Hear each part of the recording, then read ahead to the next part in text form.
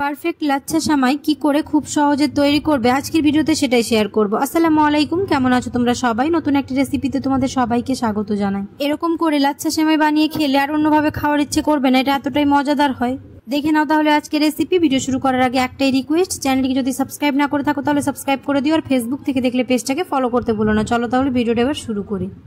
এখানে আমি কড়াই বসিয়ে দিয়েছি, কড়াইয়ের মধ্যে দিয়ে দিলাম হচ্ছে 1 চা চামচের মতো ঘি। এবার যে লাচ্ছাগুলোকে আমি ছোট ছোট করে হাতে ক্রাশ করে রেখেছিলাম, এবার লাচ্ছাগুলোকে দিয়ে দেব।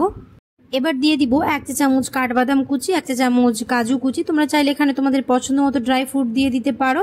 তারপর দিয়ে দিব হচ্ছে চিনি। আমি এখানে 1 বাটি চিনি নিয়েছি, পরিমাণ ওই 70 গ্রামের মতো। তোমরা যে যেমন মিষ্টি খাও সেই অনুযায়ী দিয়ে দেবে। দিয়ে খুব ভালো করে মিশিয়ে নিয়ে 2 থেকে 3 মিনিট এটাকে ভালো করে ভেজে নেব।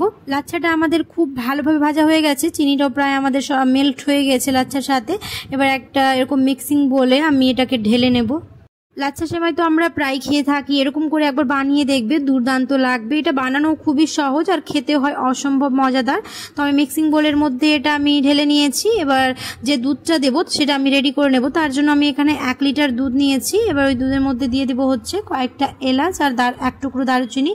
তোমরা যদি কোনো রকম মশলার ফ্লেভার না নিতে চাও তাহলে এটা অ্যাভয়েড করতে পারো। আর দিয়ে দিব হচ্ছে 70 গ্রাম চিনি। যেহেতু আমি এখানে গুঁড়ো দুধ ব্যবহার করবো তার জন্য আমি চিনিটা একটুখানি কম নিয়েছি, আর আমি মিষ্টিটা একটুখানি কম করবো। তোমরা তোমাদের পরিমাণ অনুযায়ী মিষ্টি দিয়ে দেবে। আমি এখানে দিয়েছি হচ্ছে 3 চা চামচের মতো গুঁড়া দুধ। দিয়ে খুব ভালো করে সবগুলো মিশিয়ে নেব। মিশিয়ে নেওয়ার পরে আমি এটাকে খুব ভালো করে জাল দিয়ে নেব। যেহেতু আমার এটা আগে থেকে ঘন করে রাখা দুধ ছিল, তার জন্য বেশি জাল দেওয়ার আমার প্রয়োজন নেই।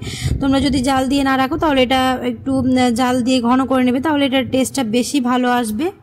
এবার আমি এর মধ্যে অ্যাড করবো হচ্ছে 1 চিমটি লবণ। অনেকেই মিষ্টি জিনিসে লবণ পছন্দ করো না, তারা এটা না দিলেও চলবে, তবে এটা দিলে এটা স্বাদটা মনে হয় আমার ভালো লাগে। তার জন্য আমি এখানে 1 চিমটি নুন দিয়েছি। দিয়ে খুব ভালো করে মিশিয়ে নিয়ে আমি 1 থেকে 2 বার এরকম জাল দিয়ে নেব।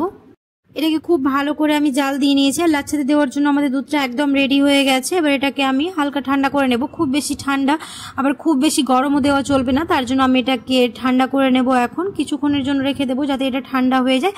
এবার যে আমি এখানে মশলাগুলো দিয়েছিলাম সেগুলো আমি তুলে ফেলে দিলাম, কারণ এগুলো মুখে পড়লে আবার ভালো লাগবে না খেতে। তার জন্য আমি এটাকে তুলে ফেলে দিলাম। আর এটা খুব ভালোভাবে ঠান্ডা হয়ে গেছে। এবার লাচ্ছার মধ্যে দিয়ে দেবো। ব্যাস আমাদের লাচ্ছা একদম রেডি। দেখতে পেলে কত সহজে আর মাত্র কয়েক মিনিটের মধ্যে বানিয়ে ফেলতে পারবে যে কেউ এই পারফেক্ট লাচ্ছা সেমাই। এখানে একটুখানি বেশি করে দুধ নেওয়া হয়েছে, কারণ এটা আবার ঠান্ডা হয়ে গেলে একটুখানি দুধ টেনে নেই আর একটু মাখো মাখো হয়ে যায়। তার জন্য আমি একটুখানি বেশি করে দেওয়ার চেষ্টা করেছি। আশা করছি আমার আজকের রেসিপি বুঝতে তোমাদের কোনো অসুবিধা হয়নি, আর আজকের রেসিপি তোমাদের ভালো লেগেছে।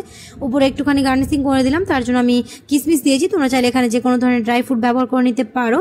দেখতে পাচ্ছ কতটা লোভনীয় লাগছে আর কতটা মজাদার হবে, দেখে বোঝা যাচ্ছে। আশা করছি তোমাদের ভালো লেগেছে আমার আজকের রেসিপি। যদি ভালো লেগে থাকে তাহলে অবশ্যই একটা লাইক করে দিও, কমেন্টে জানাতে বলো না কেমন হয়েছে।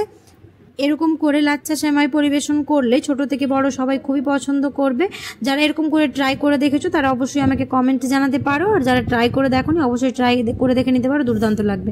দেখা হবে খুব শিগগিরই পরে এক নতুন রেসিপিতে। সবাই খুব ভালো থাকবে, সুস্থ থাকবে, সাবধানে থাকবে। আল্লাহ হাফেজ।